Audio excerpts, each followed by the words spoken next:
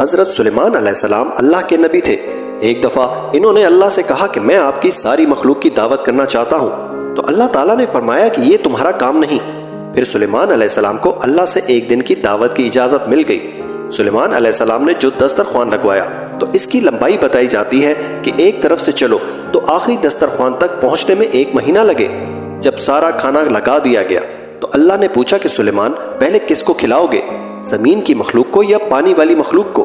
تو حضرت سلیمان علیہ السلام نے پانی والی مخلوق کو کہا۔ تبھی سمندر سے ایک مچھلی نکلی اور سارے دسترخوان کا کھانا اکیلے ہی کھا گئی اور کہا اور ہے؟ تو انہوں نے کہا کہ تو سارا کھانا کھا گئی، اور کہاں سے لاؤں؟ تو اس مچھلی نے کہا کہ سلیمان، میرا رب مجھے دن میں ایسے 3 نوالے کھلاتا ہے۔ پھر سلیمان علیہ السلام اللہ سے مخاطب ہوئے، اے میرے رب، آپ نے بالکل صحیح کہا تھا، بے شک صرف آپ ہی ہیں جو تمام مخلوق کو کھانا کھلا سکتے ہیں۔ سبحان اللہ۔